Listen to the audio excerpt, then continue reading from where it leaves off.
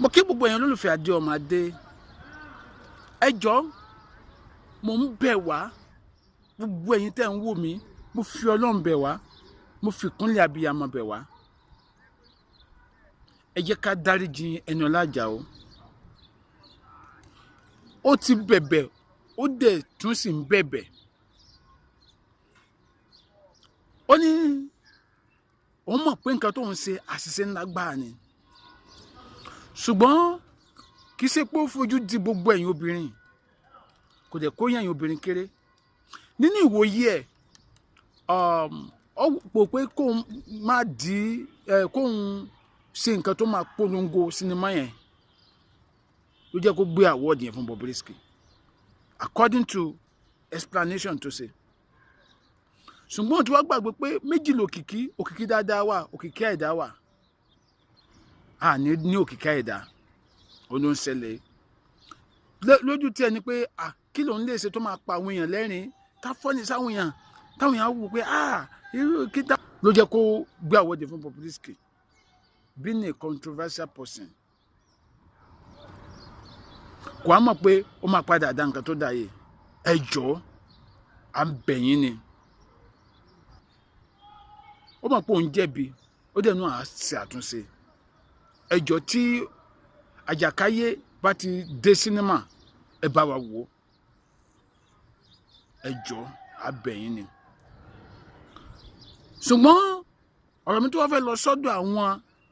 eku ẹ̀dá àwọn gbàràn mi tó fẹ́ di ẹlẹ́rù mo ń sọ̀rọ̀ nípa Jìgan Bàbọ́jà tó bẹ̀rẹ̀ sí bú àǹtí Dayọ̀ Amusa tó ní Dayọ̀ Amusa ń bínú ògo Bùráfẹ́mi Adébáyọ̀ ni mo ń sọ̀rọ̀ nípa ìyàwó Bùráfẹ́mi Adébáyọ̀ fún rẹ̀ ọ̀rọ̀ yóò kẹ́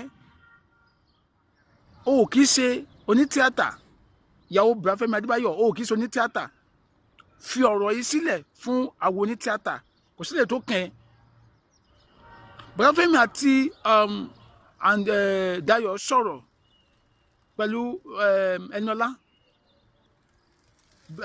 Dayọ̀ dẹ̀ sọ fún Bùráfẹ́mi pé kó má bínú pé òun mí ní ẹ̀bẹ̀ yẹn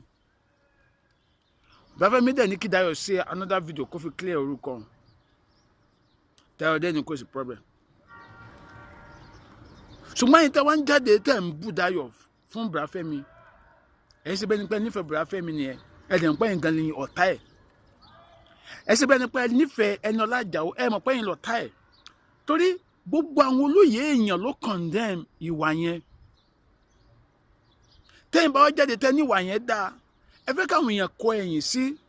Fẹ́mi Adébáyọ̀ nìyẹn ẹ dẹ̀ fẹ́ káwọn èèyàn kọ ẹ̀yìn sí Ẹniọlá Àjàó nìyẹn ó mì pé ẹ mọ̀ ń ṣe nǹkan yẹn láti fi bí Ẹniọlá àti Bùráfẹ́mi ṣubú ni ẹ ń mú ìrònú àwọn èèyàn ga ẹ ṣe bẹ́ẹ̀ ni pé ẹ fẹ́ràn wọn ẹ dẹ̀ fẹ́ràn wọn ẹ wá ń sọ̀rọ̀ pé nǹkan tó ṣe yẹn ìgbà kan kò sí nǹkan tó burú ń bẹ̀ kíní kan gbá kan wò gan ara ti ní àwùjọ Dayọ̀ Amusa jù sí ló ń bínú Fẹ́mi Adébáyọ̀ with that àwọn èèyàn máa kórìíra Fẹ́mi Adébáyọ̀ with that àwọn èèyàn máa kórìíra Ẹniọlá Àjàó lójú tí ẹ̀yin náà ń gbèjà Fẹ́mi Adébáyọ̀ àti Ẹniọlá Àjàó ni ṣùgbọ́n ẹ̀ ń fi cause a lot of damages ni torí mo ṣe wá mọ̀ ní wípé bára bọ̀bọ́ ò ṣe balẹ̀ nínú fíìmù náà lára ò ṣe balẹ̀ lójú ayé bó ṣe jẹ́ pé ró ẹni tó ní làákàyè ló máa ń play nínú múvì ìyẹn bọ̀bọ́ Jìgan yẹn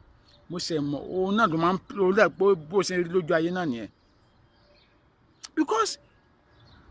this thing is a common sense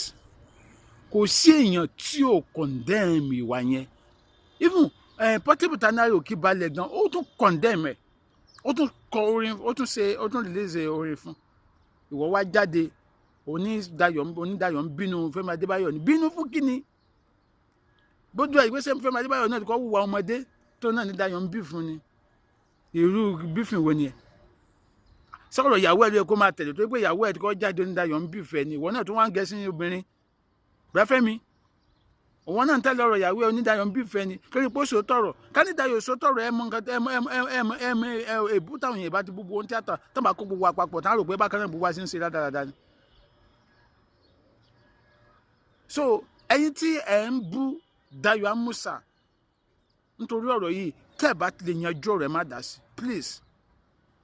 Sọlọ́ yẹ ká máa bá Ẹniọlá bẹ àwọn èèyàn ń sìn pé kí wọ́n jọ kí wọ́n dáríjì kí wọ́n fọwọ́ wọ́nú kí ṣe pé kẹ́ máa tún bú Dayọ̀ Amusa. Tẹ́ bá ń bú Dayọ̀ Amusa tẹ́ fi ẹ̀bẹ̀ tó yẹ kẹ́ bẹ̀ sílẹ̀ ṣé ẹ hẹ́pù Ẹniọlá nìyẹn ni ṣé ẹ hẹ́pù ẹni yẹn ẹni títẹ̀ tí jóná ọlọ́mọ máa jókòó náà mọ́ ti wá o.